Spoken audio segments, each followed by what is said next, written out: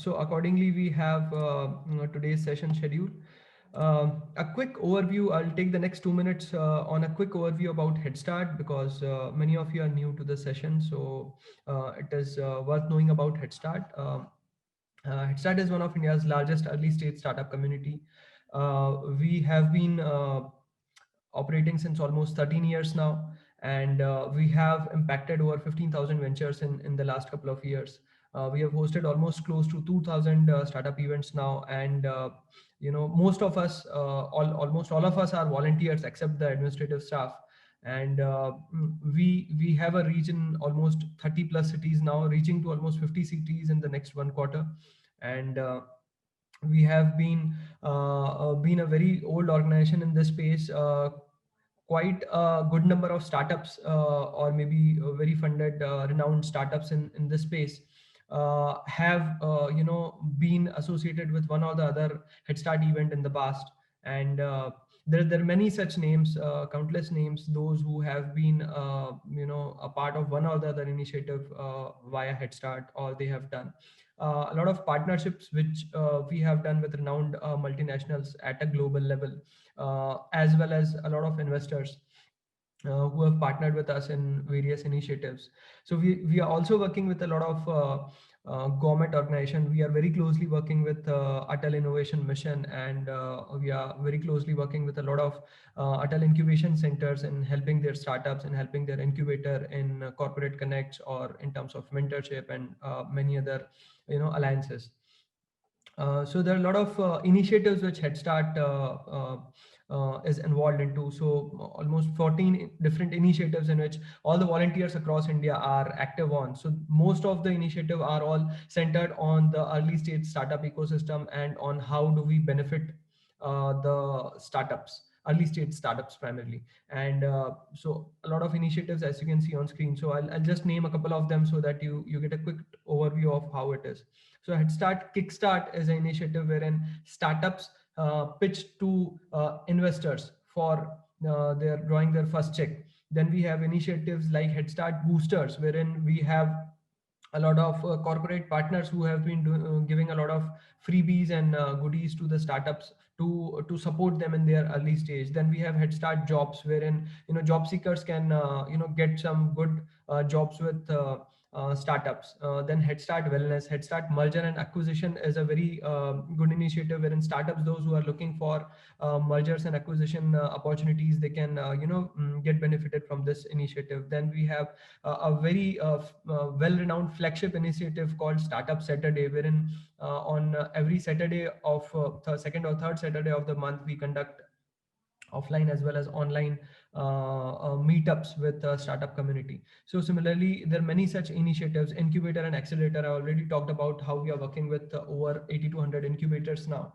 And so the last one in the sequence is Head Start Investor Circle, which is this particular initiative, wherein our primary objective has been to facilitate the early stage capital for the startups, wherein there are thousands of startups who are coming up with very good innovative ideas. But then while working with all these incubators and all these startups, what we realized is that uh, many of them are not able to draw their first check, and a lot of startups die because of funding. And that is what we have been knowing about this. And on the other side, there are many potential investors who have this desire of exploring startup investing space, but they're not very sure with the avenues on how do they discover the startups, how do they reach out to the right startup. At the same time, they are not maybe they have some concerns, or they're not quite confident, and they know they want to learn more or want to educate themselves with a lot of knowledge about the space, because this really a new space, and there are a lot of things which we need to consider, which we need to know, which we need to learn. So a lot of people used to reach out to Head Start on getting a lot of information and knowledge base on how do we start investing in startups. So hence this initiative, wherein we thought why not have a good boot camp wherein we can have senior investors and senior experts in this space, and facilitate them to interact with you all, wherein you can learn and you can also discover some good startups who are doing pretty good and who can be the next next unicorn or the next prominent startup in their respective sector. So won't take much of your time on this, knowing about Head Start. We are anyways there, so feel free to reach out to me or the other Head Starters.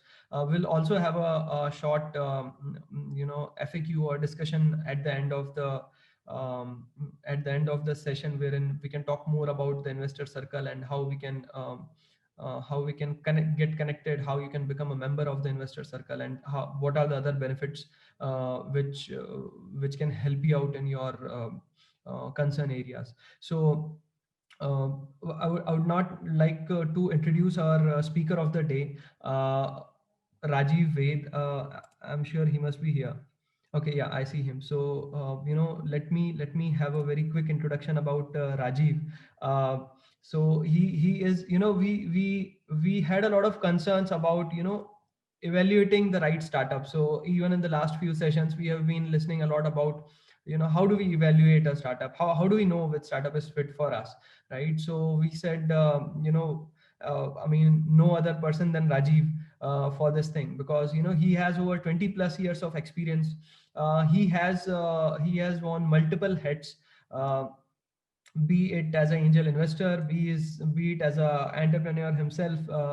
He also has a lot of senior management background in renowned corporates like Hitachi Rail, STS. He has expertise in the technical areas as well as managerial aspects as well. He has been a principal with Van and Company. He has been with the Boston Consulting Group, and I mean, a lot of expert areas on which he has deep expertise, I would say. On He has global experience working with a lot of clients and companies in USA, Asia.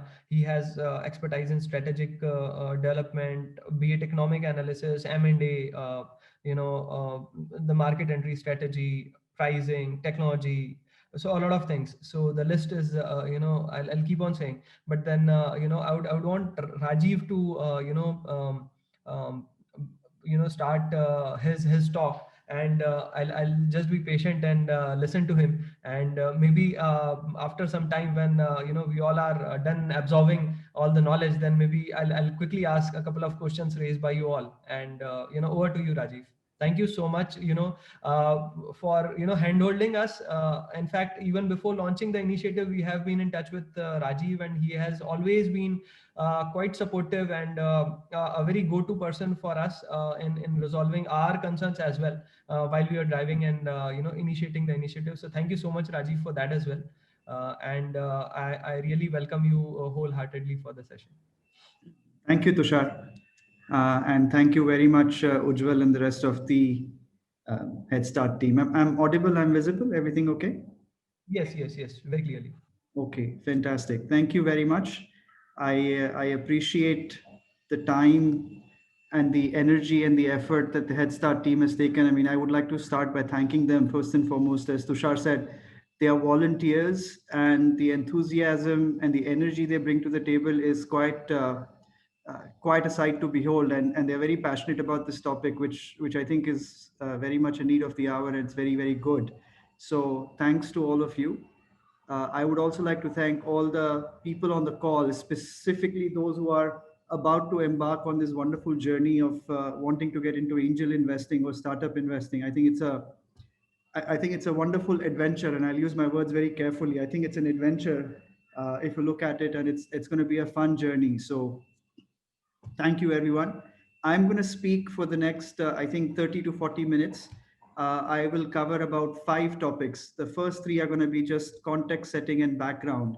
I will talk a little bit about what my background is, where I'm coming from, so that everyone has a better understanding of the starting point. I will talk about how I started down the path of angel investing or startup investing, what has been my experience so far. So all of this is just to set the right context, and then I will start getting into the last 2 topics, which is probably the topic of the day, which is how do you evaluate startups and what's the process that one can follow. And I will close that with some general takeaways that I have observed and I've learned in my experience so far. The topic itself is quite vast, and I would love for it to be a lot of back and forth, and I would love for a lot of questions to come in. I mean, there are questions embedded in what I'm going to talk about, but if you can make a copy of your questions and bring them towards the end, I think that would be fantastic, and we will all have a very good time for the next 2 hours. So with that, let me just start a little bit about my background. I think Tushar was very generous with saying a lot of nice things. I will just add a few things. I have a so I come with a technical background, so I have a degree in computer science, and then I worked primarily in the technical space, with startups and with existing companies in the US, and that was my first exposure uh, to the whole space of venture investing and startups. So I think one of the companies that I was a founding member of got money from Lazard Ventures. I mean, up until that point in time, I had no idea this whole concept of venture capital, this startup investing, none of that stuff. I was a hardcore techie, and that's the world I lived in, and that's the world I enjoyed. But I did a couple of startups, and then the dot-com boom, and then the bust happened. Following which, I went to do my MBA, and that's when I truly got interested and excited about the whole venture capital and startup investing space. I was a part of I was a part of a fund called Wolverine Venture Fund, which was a student-run fund at the college that I did my MBA from, and I got really interested and excited about the idea of evaluating startups, looking at new ideas, being able to fund them, being able to grow with them. So that's when the bug really bit me. I took classes in that space. I wrote papers in venture capital space, and I really hoped when I graduated from my with my MBA that I would have liked to start a career in venture capital. It did not happen that way. I ended up going to consulting, and I spent quite a bit of time with BCG and subsequent to Bain. But the idea or the itch to do startup or to do venture investing never went away. And so that's the context of where I'm coming from, and how I got interested in this space. Fast forward a lot of the time, I did a lot of consulting. I did BCG, I did Bain, I did a little bit time with the hedge fund. I turned around one of Hitachi's companies here in India, and and and in the process, I started actively looking and investing as an angel about 5 to 6 years back. Sorry, I have my notes towards my right, so I'm just going to be referring to that as I'm talking to you. So it's just that. And when I started out about 5 to 6 years back, my intent was to just get familiar with the space, just to understand what's going on, to understand what the startup world is looking like, to understand what can I learn from it, and if possible, how can I contribute towards it. So I came it with the perspective of, let me just discover, let me just understand. And and through the process, I was lucky enough to get introduced to quite a lot of investors and startups who helped me, who guided me, and who shaped my perspective on how to go about thinking in this space. And one of the things that I took away, at least from an early on, is that if I'm going to invest, then I should have a plan, or I should at least be looking at it from a portfolio perspective rather than looking at just one-off investments or two investments.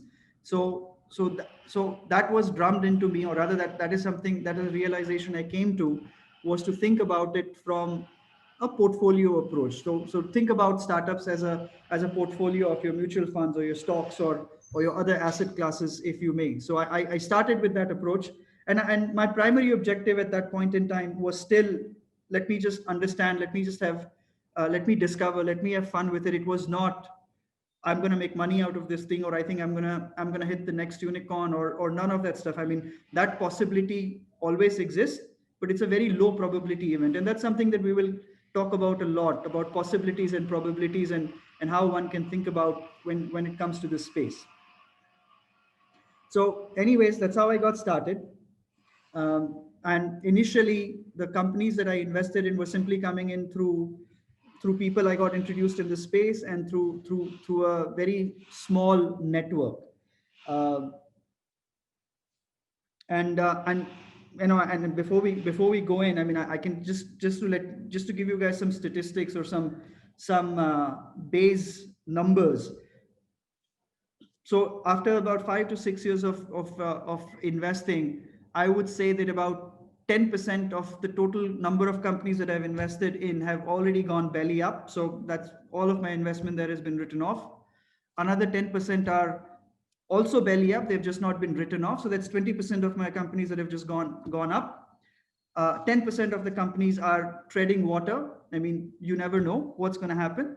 The other 60% of them are fairly positive, and I would hope, and I keep my fingers crossed, that they would be fairly positive and make up for the losses. Broadly speaking, the numbers that look like is, you're probably going to have, 20% of your portfolio is going to be good hits, 20 to 30% of the portfolio is going to be written off, and the remaining is going to be broadly break even. So compared to that, I got pretty lucky, and I think I'm doing okay. Also, another deal screening perspective, so over my experience, I've observed that, give or take, I look at about 60 to 70 companies. And if I'm looking at 60 to 70 companies, which means I'm evaluating 60 to 70 companies, I end up investing in about 2 to 4. So roughly that's the ratio that at least I have seen that I'm following. I don't necessarily have a ratio that I'm adhering to. I don't have that I will look at 10 companies and invest in one. It's not like that, but that's exactly how it's panned out to be. So that's my experience, and that's my journey so far. And of course, I've been investing mostly risk capital rather than my retirement capital, and I'll talk about that a little bit as we proceed as well. So that's how I've arrived at it. And today, of course, I have a much better network when it comes to having startups come to me for potential investments. I also belong to an angel investment a global angel investment group, so that I have access to global deal flow. And I primarily look at investing in tech and in bio, but I'm not limited to that. I've invested in other sectors as well, but ideally that's a little bit more of a focus that I bring to the table. So that's just helping provide a context to everybody, and get a sense of it, and allow everybody to understand where I'm coming from. Let me shift gears now and talk about the learnings. How does one go about evaluating a startup? How do you do that? I don't think, at least so far, I have not discovered that there is a standard formula. I think the approaches vary by individuals, and even within individuals, approaches vary over a period of time. Different individuals and different investors, now whether they're doing it in an individual capacity or whether they're doing it as a part of a fund, will follow different approaches. Some investors are focused on the sector, so they will only invest in a particular sector. Some investors are focused on the stage of investing, so they will only invest in seed stage, or series A or series B. Some investors are focused on just amassing a portfolio and just going for the machine gun approach. So let me just go out and get as many as possible. Some investors would be focused on the type of the business. So it's a growth business, or it's a platform business, or it's a consumer business. Some investors would be focused on geography. That, okay, we want to focus on either the geography of where the company is based out of, which is primarily a lot of what people in Silicon Valley do, that they try to invest a lot more in just geographically companies that are concentrated in the Silicon Valley, or they would invest in companies that are geographically targeting a certain market to sell their products and services. Bulk of the angel investors also look, I mean, and this is the interesting part, and we're going to get into funny things. Bulk of the angel investors, when they start getting investing, they're just following whatever is exciting. They've yet to develop the nuance of having an ethos and having a theory. I can tell you from my personal experience, when I initially started investing, I was super excited. I was super excited with all the opportunities that came my way. Obviously, I was lucky enough to not put money in every single one of them, because when I look back and I see all the things that I passed, I think 70 to 80% of them just went belly up. So, initially when you start, you are very excited because it's a new thing, it's a fun thing, it's an exciting thing, and you never know. I mean, if it works out, great. If it doesn't work out, at least you will chalk it up to having a fantastic experience. Or whenever you're in a party, you can at least have good stories to tell. So that's a very interesting aspect, or people need to be aware that they are making decisions based on emotions and based on what is exciting them at that particular point in time. But if one goes in thinking that I'm going to be investing in this company and this company is going to be the next Google, of course that's a possibility, but it's not a high probability event. So rather than looking at it just as an emotional basis, of course you need to have emotions, but also one also needs to bring in a perspective of some sort of a method, or some sort of a approach to how do you invest. And I will share with you the approach that I usually follow when I'm investing. And by the way, I mean, if please feel free to note down questions and ask questions, because each one of these topics, even each one of the criteria that I'm going to talk about, we can talk at extreme lengths for each one of them. I'm simply giving a high level perspective about it. So the first question that I ask uh, the first question that I ask myself is, does the business or does the industry make sense under the best of situations? So assuming that everything is perfectly fine, assuming that this particular startup gets all the money and all the funding that it desires, does this business make sense, right? And what does it mean to make sense? One way to look at it is it fulfilling a need? I mean, this is also where people talk about proving a product market fit, or proving that there's a minimum viable product. So basically, simply to say that, does this business make sense? I mean, to give you a very simple example, let's say that tomorrow a company says that I have the best possible way to extract minerals from the moon, right? uh, and maybe it's true, right? Maybe they have the right technology, but the question is, from a business perspective, does it make sense? Even though I'm asking the question, I can also understand that there is no right or wrong answer. We talk about in the world of probabilities, right? So that's the first question that one needs to ask, like, does it make sense? Does it fulfill a need? And when I say does it fulfill a need, it doesn't necessarily mean that it is generating revenues. That does it mean that it's generating profits? Is it growing? But is it fulfilling a need? Is there a user need that it is fulfilling? So that's a very first question that at least I ask to understand whether there is a need that is being fulfilled.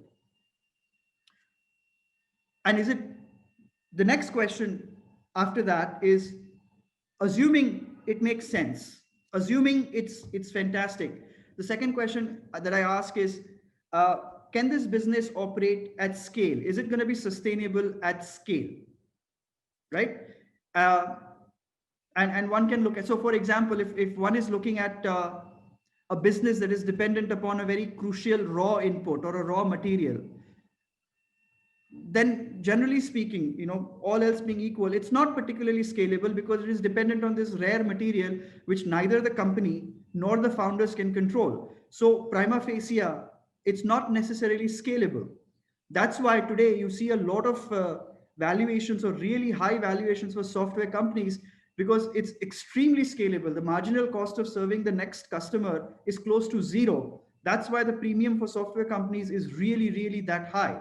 But again, I would love for you guys to ask me questions around that towards the end, and we can discuss that at length. The third question I ask is, how easy or how risk-free is it for the customers of whatever it is that the startup is selling to adopt their technology, right? So let's take a simple example. Now you have two startups. One startup is doing a really fantastic technological innovation in orthopedic surgery. But it requires that the entire operating theater staff change their process of how they are doing surgery to incorporate this benefit. Now, this is an extremely high challenge to the adoption of this technology, and it's a high risk for the adoption of this technology. Vis-a-vis, if there is, if there's a food startup, anybody can go out and try tomorrow, right? The cost of doing that is close to, it's extremely low. And if you get a bad food, it's okay. It doesn't matter because you can try it again. So, I mean, I'm obviously playing out extreme examples to contrast the two things, to say how easy or how difficult is it going to be for the customers to adopt what the startup is about to sell to them. Post that, the fourth question that I ask is the founding team, how capable are they in being able to execute this thing and scale it to the next milestones and the next milestone, or at least till, I'm able to get my exit out of it. To give you a simple example, like if it's and again, there is no right or wrong answer. We're talking about probabilities over here. So if it's a medical startup company, and if none of the founders have any experience in either in the medical space, either through their academic background or through their professional background, then it's going to be a really difficult for that particular set of startups to execute it, right? Something else has to be there. So that's another example of looking at it, that how good or how bad they are. Another way to look at is that what is the chemistry in the founding team? What works, what doesn't work? I mean, typically, if it's a if you have husband wife teams, then it could go two different ways, right? I mean, it could be challenging, it could be very good as well. I mean, so one has to keep all of those things in mind, and that's how you evaluate, given, if the business makes sense, if the business can operate at scale, if the customer adoption is also acceptable, then you ask the question, can this founding team actually execute this? If the founding team can execute this thing, then you look at it, can the business generate venture type returns, right? So assuming all of this is good, and so far all we have discovered in the 4 or 5 steps is to say that, okay, the business makes sense, which is wonderful. So if the business makes sense, the employees are happy, the customers are happy, the founding team is happy because they're generating value. But it is still not satisfying somebody who's coming in at an early stage or a venture type investment. Is it generating venture type returns? And when I talk about venture type returns, I mean, different people may have a different perspective, but my perspective, my basic rule of thumb is going in on day 0. Does it have the potential to give me 10x returns? Right? That's the idea. I mean, if it has a potential to give me 10x returns, then okay, fine. It's a venture type investment, just because the whole venture type investment is an extremely risky form of investment. So in theory, can this business, which is the business makes sense, it can operate at scale, the customers want it, the founding team can execute it. Now, is it going to generate venture type returns? Great. If it's going to return, great. Then the last question is, how will the exit happen? Who's going to fund the subsequent rounds? Because at an angel stage or at a seed stage, the amount of money that you're going to be putting in is not going to be sufficient to ensure that the company that you're putting the money in is going to be actually successful. So you're going to need to have multiple rounds of funding post that. And I think you've already had sessions about that. But you're going to have at least till C round of funding to make sure that the company is going to be okay. And at that point in time, you have to understand that who and what types of investors are going to be coming in at different stages to put in those kinds of money. And if there's an exit, what's a potential type of exit? Of course, everybody wants to say that, okay, we want to go IPO and everything like that, but understand what is the probability of that versus looking at, okay, if there's an M&A activity, what are the potential acquirers over here for this particular type of startup that I'm investing in, to understand that. So assuming you fall through all of this 6 filters, then you can say that, okay, this is a worthwhile investment that I want to make an investment in. So I know I've talked a lot. I've gone through quite a bit of things. So let me recap. I mean, and once again, I say, this is my perspective as one investor, and I'm also learning and discovering this process. And this is the process that at least I have understood.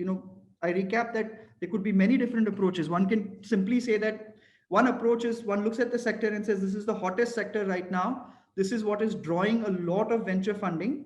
So all I'm going to do is I'm going to look at all the startups or as many startups as I can find in this space and just fund them, right? This is more of a momentum type of investing in the startup world. That's a approach. I personally don't follow that approach. The steps that I follow, again, I will recap. Does the business make sense? Can the business operate at scale? And is it sustainable at scale? Is the adoption with the customers relatively easy? Can the founding team execute? Does the business return venture type? Does the business will the business return venture type returns? And who's going to be funding the subsequent stages? And what does the exit look like? So, in summary, this is the crux of of how I go about evaluating a startup,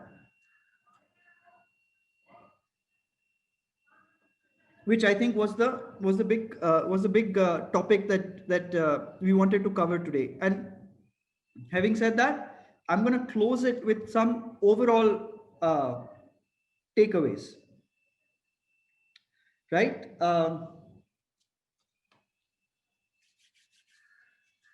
So this is my understanding, not just limited to evaluating startups, but broad takeaways.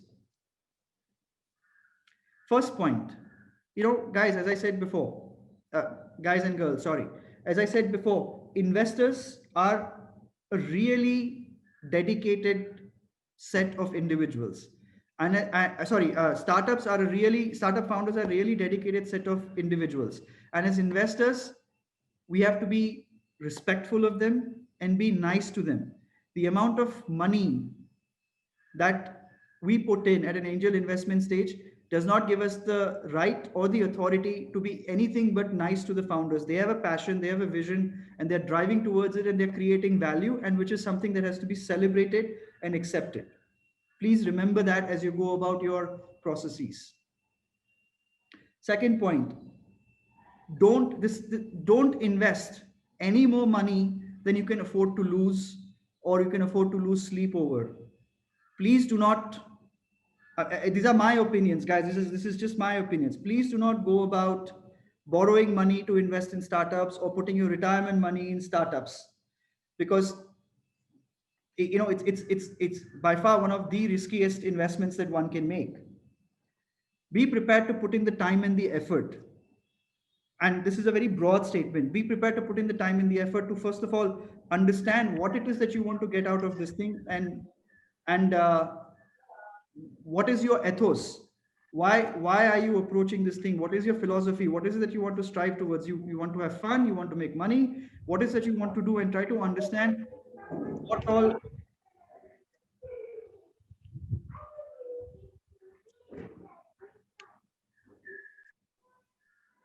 Okay, sorry.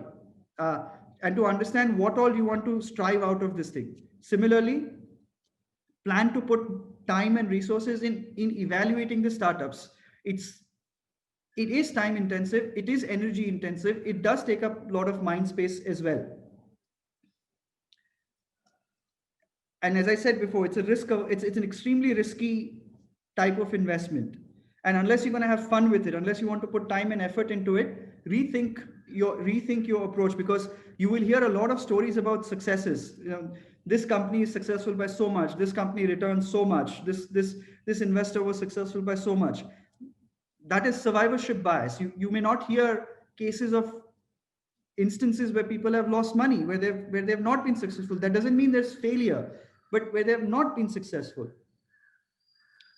When you look at the whole space, the other point I want to make is, when you look at the whole space, look at it and think about it from a perspective of probabilities, not possibilities, but probabilities. What is the probability that something will work? So let me give you a nice example. I was just reading this article today about Tesla's valuations, right?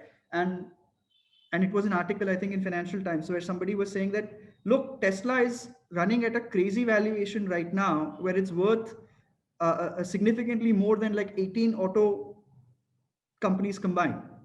And the argument the argument that the article was making to say that the only way that Tesla's valuation makes sense is that by 2030 or 2040, I think, half of all the vehicles, half of all passenger vehicles that are sold are EV or electric vehicles.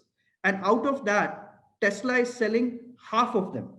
So Tesla today, which sells about 500,000 vehicles, the only way their valuations make sense is by 2040, total number of vehicles that are sold in the world, half of them are EV and half of them are sold by Tesla. So, which means Tesla is selling 25% of the global supply of vehicles.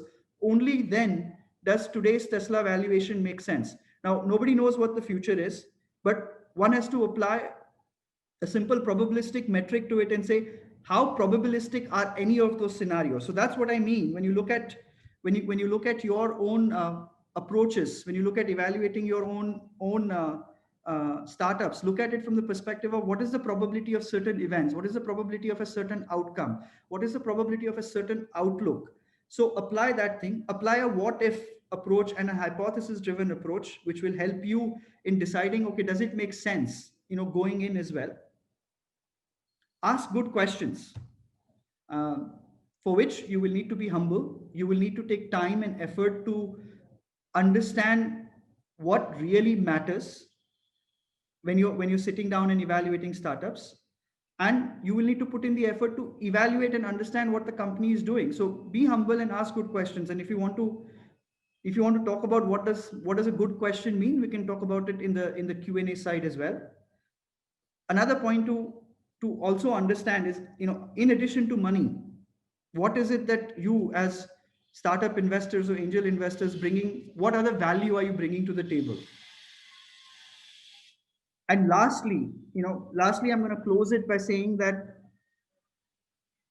understand the macro environment in which we are operating today, right? I mean, it's fantastic, but also it's something to be aware of. So we are operating in an environment, in a macro environment, where pretty much all the inputs to a startup are relatively cheap, right? So the computing power is very cheap compared to any time in history. The data processing power and the data storage power is very cheap. Connectivity is very cheap. The cost, relatively speaking, and if you're working with startups in India, the relatively speaking, the cost of qualified labor is also pretty cheap. And finally, the cost of capital, the amount of money that is going into startups is very high. So there's a lot of liquidity sloshing around, which also impacts the valuation. So that is somewhat of a negative, but overall, the impact of everything is very positive, right? All the inputs to startups are relatively cheap. The world has woken up to a situation where everything can be a service.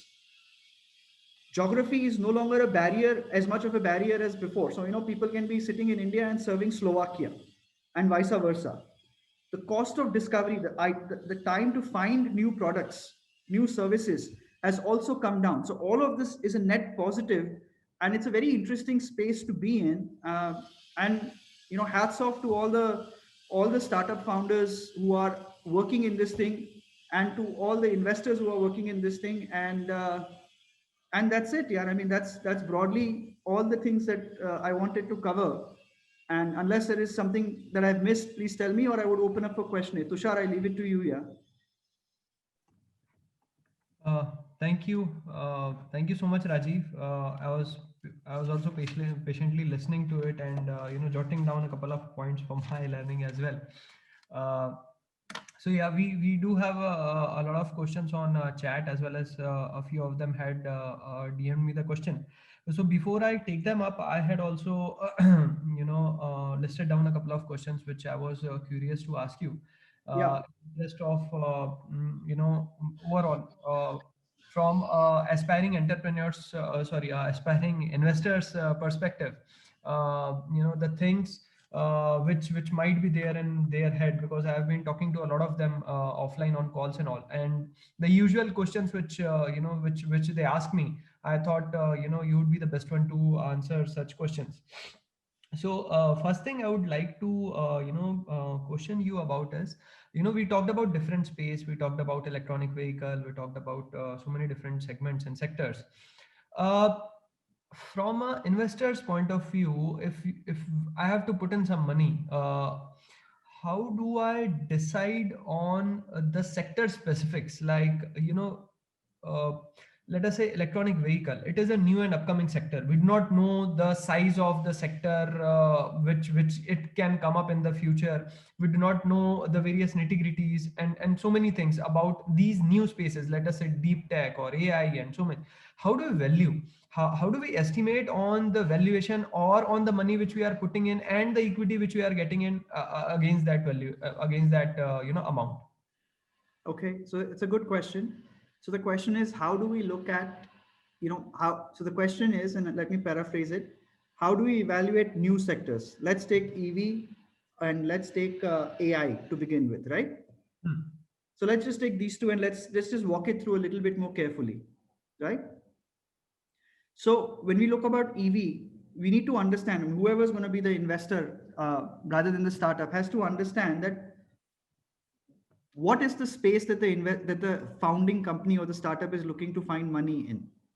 Are they trying to find money in battery technology?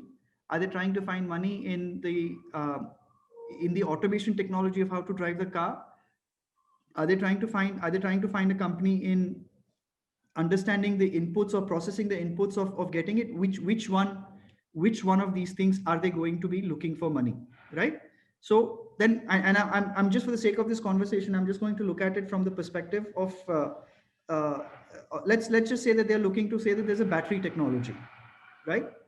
And if somebody says that we're going to looking into a battery technology, there could be many different ways that the company could go. They could say that, okay, I've come up with a new chemistry where this particular battery is going to be revolutionary, right? It's going to store 10 times the more battery power of lithium ion, which is what the standard case is.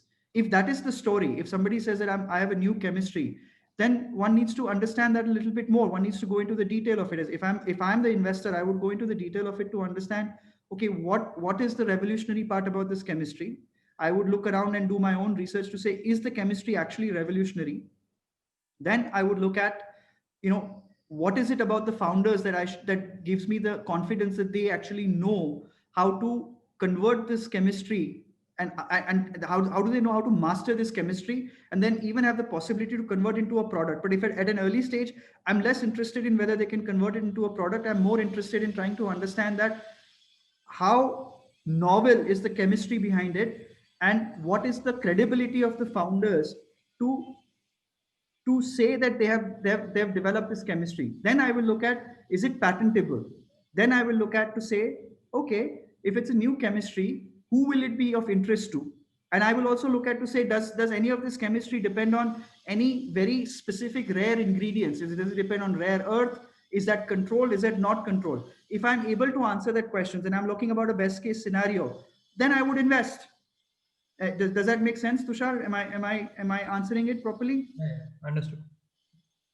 So broadly, I understood. Maybe if people have their questions, they can definitely ping it in the chat, and I can take it up. So the next thing which we wanted to know is the sector which we should pick for investment. So should we go like sector agnostic? Should we pick up a specific sector which is doing good?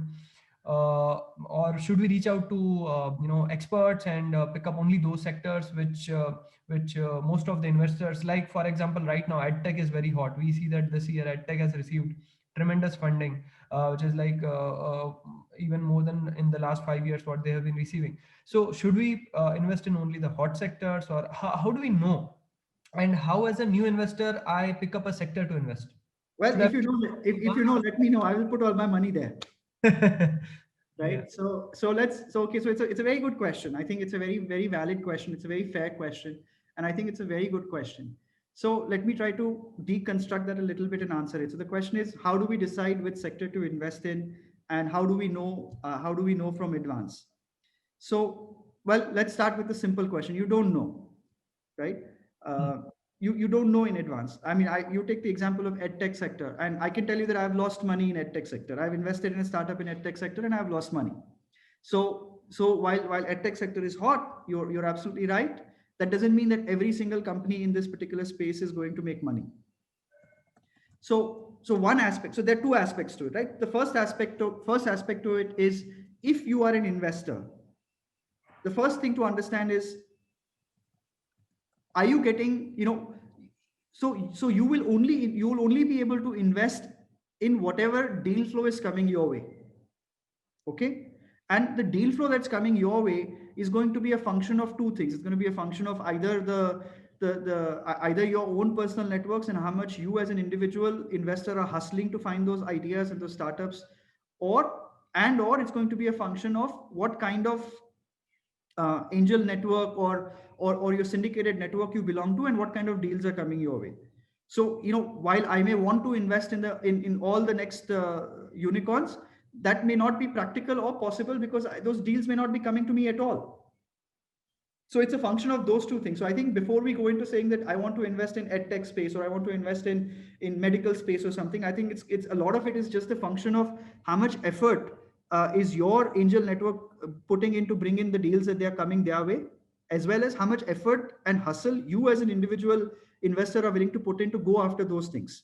Now, if you decide that you want to go after the hot sector, which is say edtech, then you have to figure out one of two things. One, you either figure out that to the best of your abilities, what factors are attracting funding in that particular sector, right? So there is a method to the madness. Not every single edtech company is attracting funding. There is a certain method to the madness. There's a certain factors that are drawing more funding. You have to put in the homework to do that and say that, okay, these are the factors that matter to subsequent round or late stage VCs, and I will look for those factors at an earlier stage and I will invest over there. That's one thing you can do. And maybe in combination to that, you say that, okay, if edtech is the hot thing that I want to do, then I'm simply going to go after as many and all of all the early stage startups that come my way in this particular sector. Let's say it's edtech, and I will invest all the money over there. So that's the way you can go track the hot sector. But from the outside in, I don't know how to read the future to say that this sector is going to be hot. So my focus has been that I will try to understand that can the business make sense or not. So that's my first question. So there's a difference in following the sectors versus following my approach. So I hope, Tushar, I hope I was able to answer or clarify that approach. Yes, broadly I understood. Uh, the next thing on my list is a question which was already also asked in the chat box is about let us say I have some money and I want to start investing.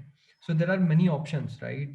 If I go out to startups and invest directly, whether it is good to invest individually, whether I co-invest, I find out like-minded people, like with a network like Investor Circle or any other investment network which are out there, or I join some fund, or what are the pros and cons, and different ways via which a person can start investing in startups. Again, a good question. So I think there are many different ways and many different things. The first thing you need to ask yourself is, why are you doing this thing, right? Why is an investor doing this thing? If the investor is doing this thing for simply saying that, look, hey, I don't have much time. I simply want to make sure that I have some exposure to the startup space, but I don't mind if the whole money goes away. I really don't mind. I just feel that this entire space, this sector is something that I want an exposure to. Then by all means, go ahead and put the money in a fund, in a venture capital fund or whatever fund is available, and wherever you feel there's a fit.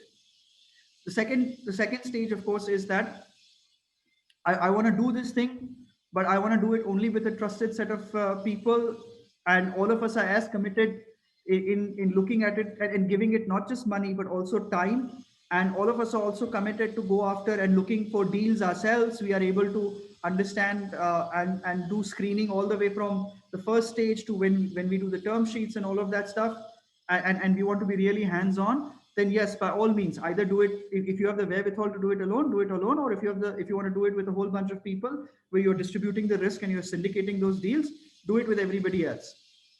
If you believe that you want to look at it, you want to be hands-on, you want to have the choice of which company to invest in, you want to be able to do your own diligence, but you don't necessarily have the access to the deal flow, or you don't want to go about hustling for deal flow. You don't want to be going asking people and say, are you interested? So in that case, please go ahead with with an angel network like a Head Start, which would do the, or Venture Circle or whoever, which brings in deals, and then you can get invested in. So these are the three different types of pros and cons in three broad areas of how somebody can get invested in venture space. Did I answer the question, Tushar? So the question was from Hardik Manek. So Hardik, I hope the it addressed your question. Feel free to ask just in case you need to know anything more about it. So in continuation to the same question, if there's a question from Kiran. So any hacks, subscription to keep track of trends and activities in startup segments. So let us say I want to learn more and explore different space. So what are the various ways via which I can upgrade myself? A couple of things. Again, very good question. There are a couple of things one can do. So, at the very least, let's say that you're interested in a particular space. I mean, you can set up a Google alert, and it'll give you all the news for that one. Obviously, that can be very challenging because it can dump a lot of things if your Google alert is on artificial intelligence, right? Hmm. The other way to do that is, there are quite a few of these aggregators for venture data. One is Crunchbase, one is Traction, and they all offer some amount of free newsletters. You don't have to put money into any of them or subscribe to any of them, but they all have free newsletters, and you can just go in and they will at least start telling you what things are going on, and you can keep track of things that way. If you're familiar with People, then you can create Google alerts about the People as well. So these are, broadly speaking, three big hacks that you can, or two big hacks. The other thing is, you can look at educational institutions if they have incubation cells of where the funding is. So these are the ways in which one can keep track of trends. Please, I mean, am I answering the question, or ask me follow up if I'm not? So, Kiran, feel free to ask any follow up if you want. I hope it addressed your question. So there was another question from Hardik Manek only. So you talked about a couple of things, a couple of points on how do we assess a startup. So you talked about scalability as the second point, and then you talked about the business generating revenue. So Hardik's concern is, are these two not interchangeable? Like if you can clearly define us the differences between a business generating business generate venture type of return and whether it is scalable. So he feels that it is interchangeable. Yeah, so it could be, but they're two different things, and one would evaluate them too differently, right? So let's take a simple example. So let's take a business that's growing at scale and it's operational at scale, Hmm. right? Uh, why would somebody want to pay 10x for it if the growth is interesting but not really 40-50% growth?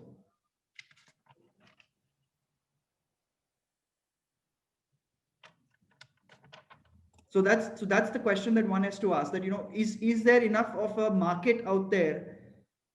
And at least in my case, I look at it explicitly. I mean, just because a company is growing at scale in and Hmm. of itself is not sufficient to automatically assume that there will be somebody who would buy this thing at a 10x return. I mean, you can have it. You can have a different perspective on it. That's Hmm. completely fine. And Hmm. and I'm saying that this is not set in stone. But at least when I go about investing it, I put an explicit check that can it operate at scale, and if it's operating at scale, you know, can somebody pay 10x? So let me try to, like, I think I understand Hardik's question, and Hardik, please step in if I don't understand the question. So the two things are not linear. So I'm not waiting for the company to operate at scale before I exit. So all I'm looking at it in my second question is to say, assuming everything is available to it, can the company scale up to operating at scale? Can it be sustainable at that stage? That doesn't necessarily mean that this particular team or this set of owners and investors will be able to take the company to scale. In theory, is it possible to get to scale? And then when I look at that, okay, can somebody pay 10x or not? Hmm. Right. So that brings me to our next connected question, basically, which has been asked by Devarajan. So after deciding and investing in a startup, what if the startup is not doing as planned? Is there a way to ensure the funds, or is it just that we need to prepare for the investment to go bust? You, as I said before, this is the riskiest form of, or that I'm aware of, riskiest form of thing. I mean, if it there is no guarantees here. If there were guarantees, one would not be talking about venture type returns.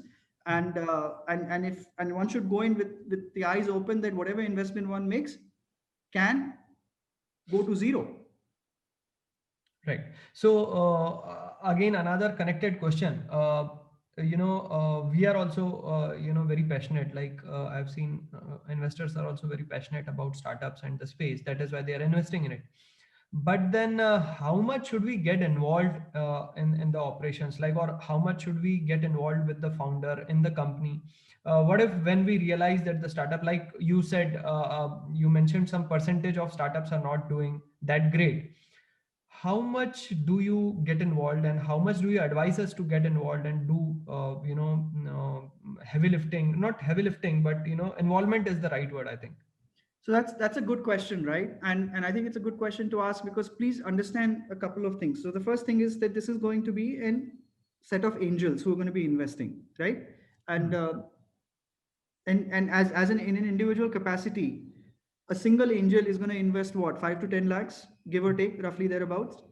At that point in time, the amount of legal right or the amount of authoritative right that you have to get involved in the company is not really that much, right?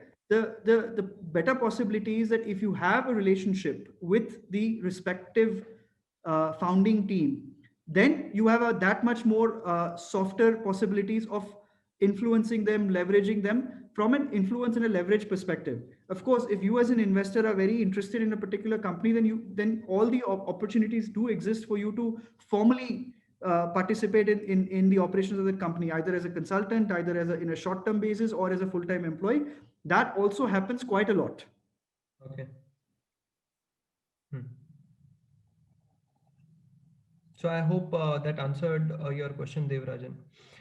So there are many other questions. I'll take that question, but I wanted to bring one more perspective before I take them up. Sure. Is about this non-metro space coming up. Even on the last couple of calls we discussed with you as well, Yeah. and as we I mean, even on the registration form we see that a lot of the aspiring investors have been um, showing very good interest in this startup investing space, and there are people who want to invest in their local regional startups. So let's say investors from central India want to invest in the central India region, south India wants to invest in the south India region, and reach out to the startup. So we have seen quite a couple of success stories, like startups who are doing a little well, like Razorpay. They started in Rajasthan and then they are doing pretty good. Shop Kirana is an example from Indore. So we see some good startups coming up now from non-metro space. So what do you see? What it takes for a tier two startup to raise fund? Now this question is from the entrepreneur's point of view as well as from the investor's point of view. Your experience of evaluating the non-metro startups and the non-metro startup reaching out to the investors. So I would want you to address from both the angles. Okay. So the question is that, what's the attractiveness of non-metro space, Yes. both from a startup perspective and from an investor perspective? Am Yes. I correct? Yes, from the startup perspective, on how do they attract the investors? What would a seasoned and investor look for in them? And yeah, probably from both sides the question is same. Yeah. So like from a seasoned investor, like I said, the criteria, and I'm going to put, I'm going to put a little bit, uh, perspective over there. From my perspective, I'm simply interested in, does the business make sense, Hmm. broadly speaking, and can the particular founding team execute it? Now, when I'm evaluating the founding team, I will need to understand that, why do they say? I mean, every founding team will say that of course they can execute it, and which is fair, and they should say that. Hmm. But then it becomes my responsibility to do the due diligence to understand that why is it that they're saying what they're saying, Hmm. right? uh, and that is very topical and is very contextually speaking thing that you can say. I mean, if for example, if somebody is saying, I mean, and again, this is a probabilities play, right? without knowing anything in detail. We're talking about very general thing. So if you say that there's a startup company that is sitting somewhere in middle of India, uh, and which is about 2,000 kilometers away, and their target market is Bollywood, right? The probability of that working out is not that high, at least on paper. Now, if there's something behind it, we don't know. We could say that, I mean, the guy could say that, look, I am, I'm doing this thing because I'm living next to the farmhouse of Amitabh Bachchan, and he has promised to put an investment money in it. Now that completely changes the dynamic. But all else being equal, if that is how it is working out, then the odds of something like that happening is low versus somebody sitting in Bombay and saying, I'm targeting the Bollywood industry. Am I making sense, Tushar? Does it make sense to answer that question? Understood. Understood. That brings me to another question from Arvind. So his question is the probability of investing in a fraud company. So he must have gone through a couple of news articles on someone investing in a fraud company. So how do we do our due diligence part, or maybe some tips around that? Or Yeah, so maybe that's good. That's a good point, right? And one cannot rule out that the company that you're going to end up investing in could very well turn out to be a fraud company. So while there are no specific rules, a couple of things to look at is uh, a couple of rules of thumbs. So first and foremost, either you know how to do a legal due diligence, or you can hire a lawyer to do a legal due diligence. So for example, if the company is registered, so if the company is saying that I'm company ABC, but the company is registered under the name of DEF, then like, why is that the case? The promoters are all related, or the promoters are saying that, okay, what else are the promoters doing? Do they have other companies as well? Go pay a physical visit to wherever their location is. Does it make sense? Go look at their MCA records to say, are they saying who they are, and are there any other names against the directors of that particular company? Do a CA or a legal due diligence to do as much of pre due diligence that you can. But even after you do all of those things, even if they come up and do fraud, there's nothing much you can do. The other thing to look at is to say that, for example, if who's their chartered audit, who's their CA. I mean, if it's not something, if it's not a company that was just registered yesterday, who's going to be doing, who's going to be servicing them? Are they reputable? So these are the ways in which you can understand things better. If the founding team is, whether they're giving you time or not, whether they're meeting you in the offices or not, whether they're answering your questions or not. if you ask them to if you ask them to open up their books, are they opening up their books to you after you have signed an NDA or not? So you have to look at all of those things. Am I making sense? understood. Yeah. So the next question, which has been asked by Mansi, in fact, quite a couple of questions by Mansi. So you talked about 10x return. Yeah. So she wanted to know returns in terms of dividends or exit, or how is it? And a linked question is that suppose you got 10x dividend, I don't know, 10x return from dividends, but does it really matter? Can I just keep the shares and not bother about where the startup is going? So maybe you can, I would say we can differentiate between what is dividends and exit. I believe would help us understand more on that space. Yeah, so it's a good question. Again, let me try to expand on it. So typically, at least the way I've understood this thing, dividends are something that a company is paying out of its income, right? So the company is profitable, the company is generating income, and the company is paying out dividends to its shareholders. That's typically how dividends work. Now, when you come into a startup world, the reason why one is invested in a startup is because you're saying that the growth of the startup itself is going to be massive. Or if the growth of the startup is going to be massive, then if I'm an investor, then I would much rather that the startup founder take that growth and continue to invest in the company itself, rather than siphon off the money and pay dividend to investors. So it's not so typically, if a startup is paying dividends, that's considered to be actually a bit of a negative rather than a positive. Understood. Mansi, I hope that addresses your question. So another question is by Amit. He wanted to know more if you have any experience or understanding of the skincare consumer-based startups. I don't. I looked at, so I will tell you this. I looked at one company, I think 2 or 3 years back, which was in skincare cosmetics.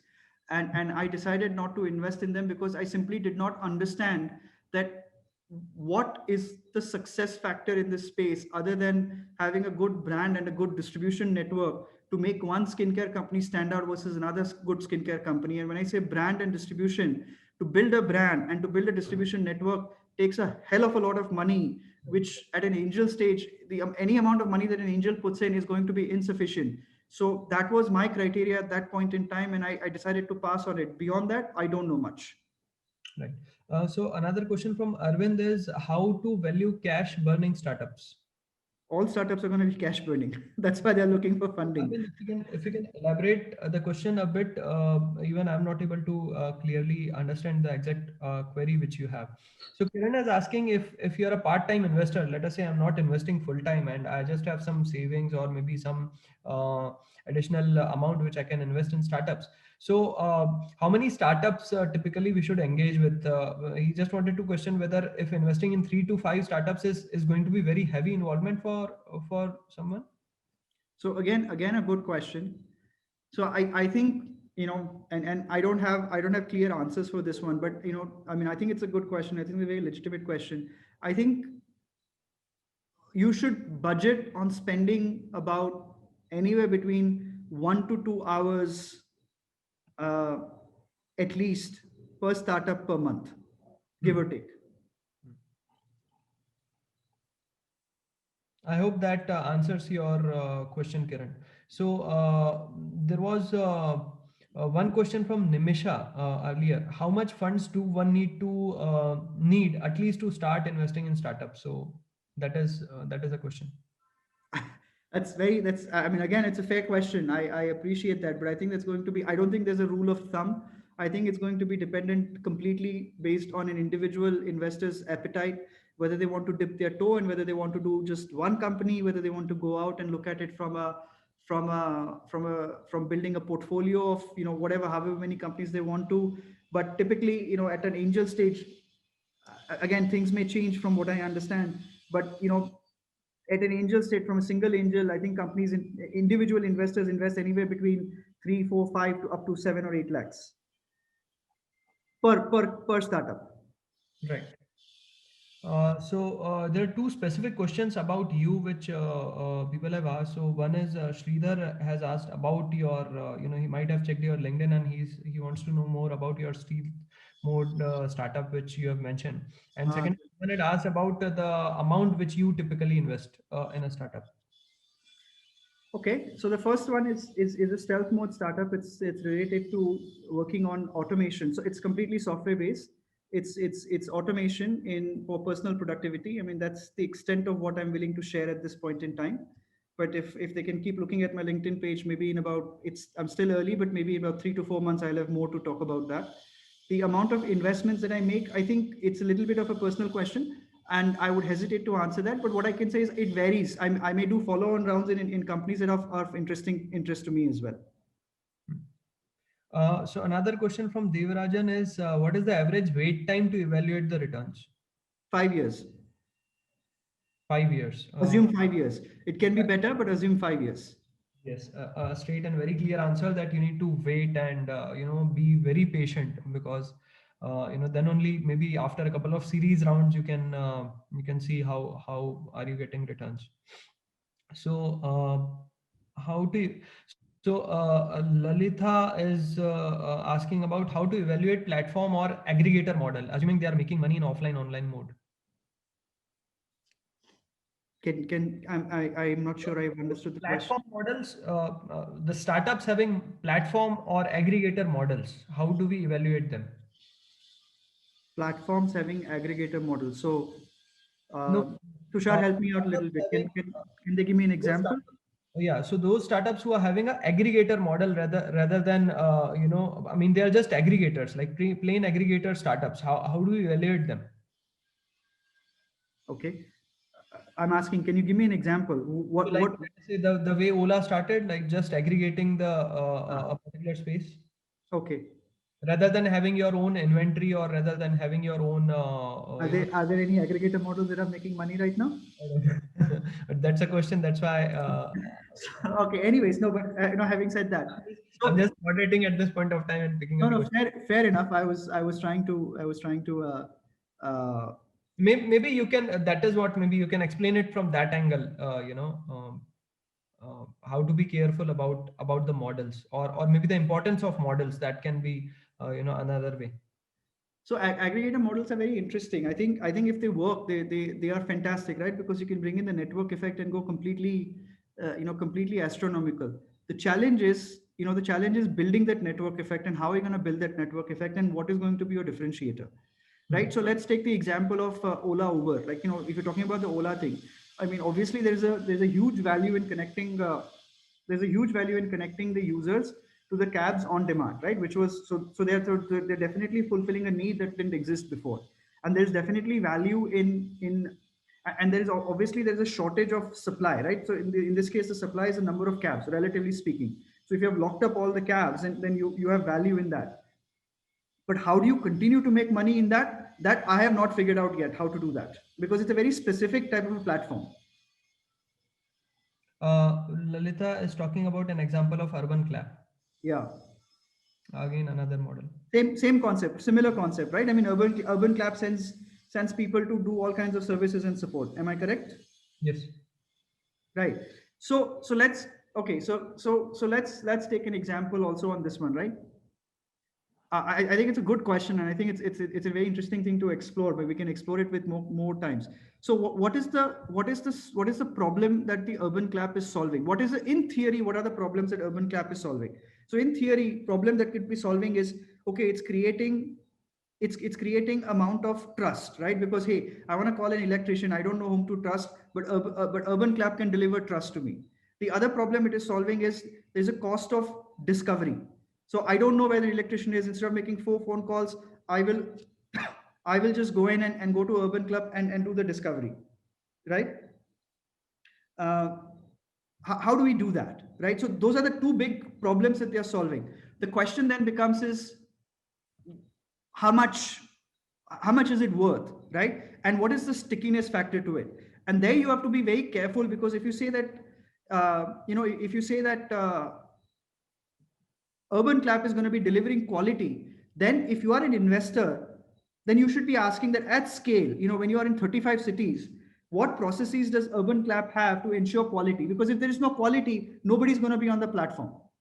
So that's the first question you should ask. Then the second question you should ask is, what percentage of the total fee of a service is urban clap charging, and does it make sense or not, right? On a sustainable basis. So these are the two big questions that I as an investor will ask. I mean, I've evaluated a platform play in the past.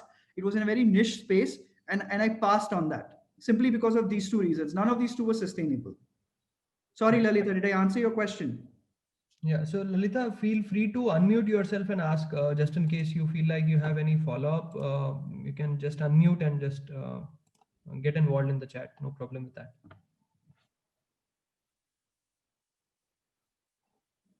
Okay, so meanwhile, I'll move to the next question, which is from Mansi. Would you give 20 lakh to one startup for 10% equity? Would I as an investor, or would I as a syndicate? As an investor, I believe she has asked. So Mansi, for you as well, what's your counter offer and all you have asked. So feel free to unmute yourself, Mansi, just in case, because I'm also not very clear what exactly you want to ask. So I think broadly I've covered all the questions. Just in case if I have, so Mansi is saying as an investor, as an As an individual. investor, I personally would not do that, because it's not because of anything else. It's just the risk profile and the kind of the risk that I'm taking in personally, right? So I would want to have other people who also have a skin in the game other than just myself. So it's simply because of that reason. Right. I hope Mansi he answered your question. So feel free, just in case people I'm have just I, I'm any. just I'm just flowing through the comment section in case I've missed anything. Sure, sure. Okay, the question by Kiran: Are segment of investment driven based on expertise on tech, domain, or trend? What has worked well for you? I think what has worked well for me is the fact that, of course, I have some experience in tech. I generally like digging into details, and my nature is being one of extreme curiosity. So I like going into a lot of details over there. So that has worked for me. I don't know how carryover it is for everybody or not. So that's that question. The other one I've answered. Initial due diligence for startup, is it done by Head Start and published across investors? I think that question is for you, Tushar. Yeah, I'll take up 5 minutes towards the end, and I'll try to answer those questions. We have a Rahul had a question for me. Do you think your personal understanding of a specific industry helps while investing? Does this limit you to invest in industries where you have limited understanding? A good question again. So obviously there is an element of understanding that comes into play for the industries that I have knowledge of. I have a much more knowledge of tech, but I also invest quite a bit in the bio space. It does not so much limit me. I mean, but over a period of time, I've discovered that there are certain industries where I don't understand enough, where I won't necessarily default to it unless there is something specific. So, for example, in fashion or in retail or in skincare, I don't know enough to get involved in it. So, I mean, I will look at it. Of course, I will not say no to it. But generally, unless there is something else that's missing, I personally don't have a handle on what works in that industry. So I normally don't look into it. So that's that's my response, Rahul. I'm going through further down.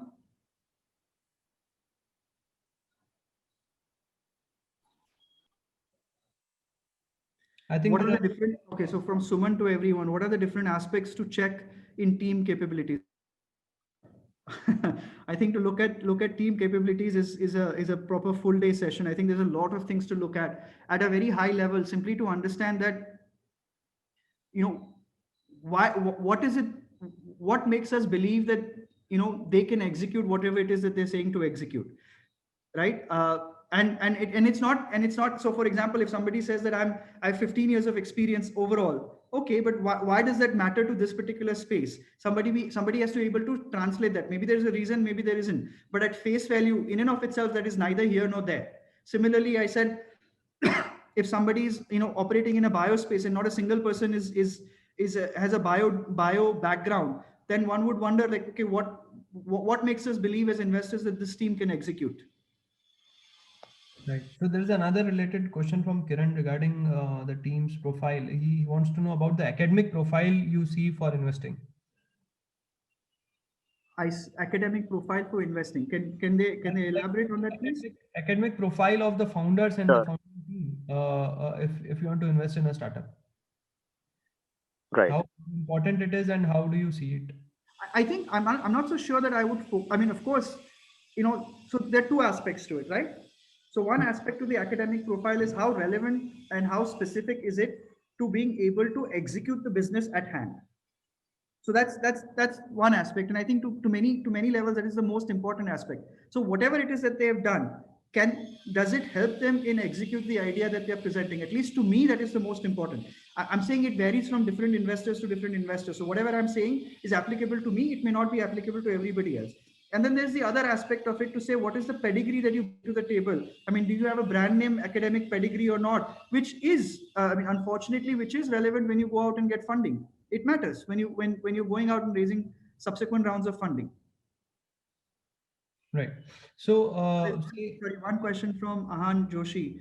Which industry areas within Indian startup space you are most excited about today? I think I am interested in a lot of the software development that's coming out of India, which is serving the global market rather than just the Indian market. To me, that is the most exciting area that I'm interested in right now. When I say software, it's a pretty broad spectrum of it. But developing of good software, I think I still don't think that we have decent maturity yet, but I think we are getting there. Sorry, I'm just going a little. I'm just looking at everything else over here. sure, sure.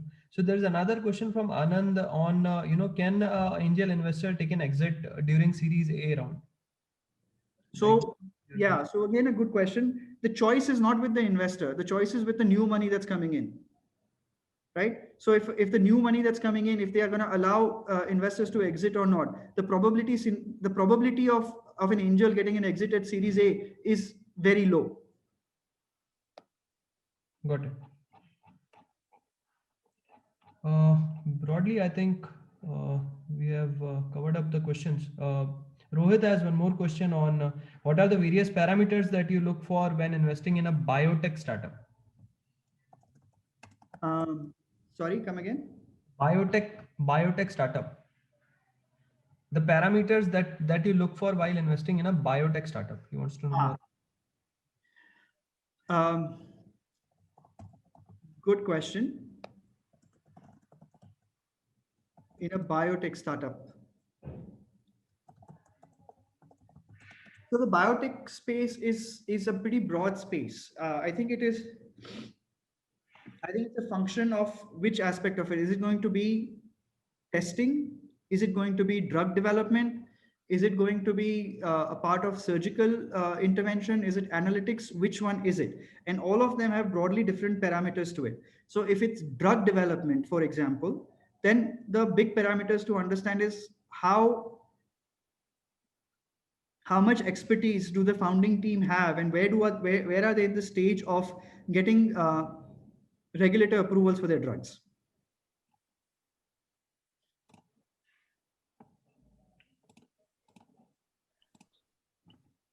Am I making sense, Tushar?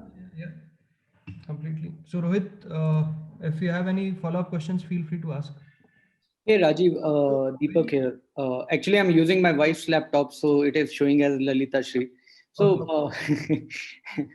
on that question, why am I asking specifically about Urban Clap is I was referred to one of the startup, and they are if it is too specific, probably you can pass it on. We can take it offline maybe. So this startup is the pitch they gave was, they said single category for Urban Clap for photography and prints, and they have been in this space. They are making money through tie-ups. They are doing photography in people photography specifically, and what they are pitching is about combining the photography services with prints and making it accessible across. So for example, just take if you have done a photo shoot sometime at point of your some life milestone, and then you have moved some other place, and again you want a photo shoot. So the combinations and all the themes and all, so they were pitching this thing. And what I was finding difficult was, how do I even assess? So for example, Urban Clap,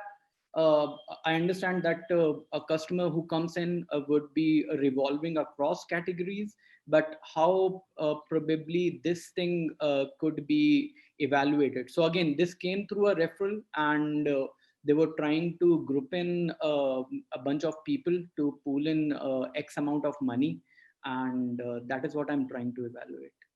Yeah, so it is quite specific, right? And while I don't know the details of it and I can't talk to it, yes, the questions that I would ask is while it may be a great business, why is it a venture type business? I mean, why does it want venture type funding? If it's making money, why is it not going out and getting debt funding? That's one type of question I would ask. The second thing is, what is the differentiating factor? What's the value or the need that they're serving? Is it simply that the discovery of this thing is less? Is there something special? Is there something special to their own company which will allow them to keep their market or grow their market? So these are the three broad questions that I would ask, Deepak. But like I said, it's specific. I don't know the details, but at a general level, just hearing what you said, that's how I would approach it. Okay, makes sense. Thank you. Okay, so one more question is, I think very important question, in fact, a perspective wherein why angels not wait till IPO and exit early? It's a good question. Very good question again. I think angels do exit early because many a times. Okay, so let's do this thing. So apply not just a return dimension to it, but also apply a risk dimension to it, right? So you're taking an extremely heavy risk when you're doing angel investing, especially when you're doing angel investing which comes in at seed series, right? The probability of a company going from a seed series to IPO, what does that probability look like? Is it like, according to you, what do you think? It's 50%, 10%, 5%? Which one is it? Relative to what percentage of companies go from seed to series B? So that's one thing to look at. The second thing to look at is, as an angel, you're also looking at, you have limited capital and you don't have unlimited time frame. So if you want to continue to rotate your money, you will need to take your exits at some point. Now, that doesn't mean that you're going to take all of your exits at series B, or you're going to wait for all of your exits to go to IPO. But it's just a prudent risk management strategy where you would cash it in whenever you have the opportunity to, that's one factor to it. Like, if you had all the choice in the world.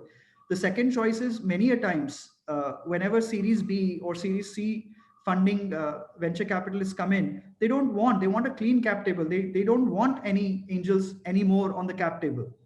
So you may very well be forced to exit. Right.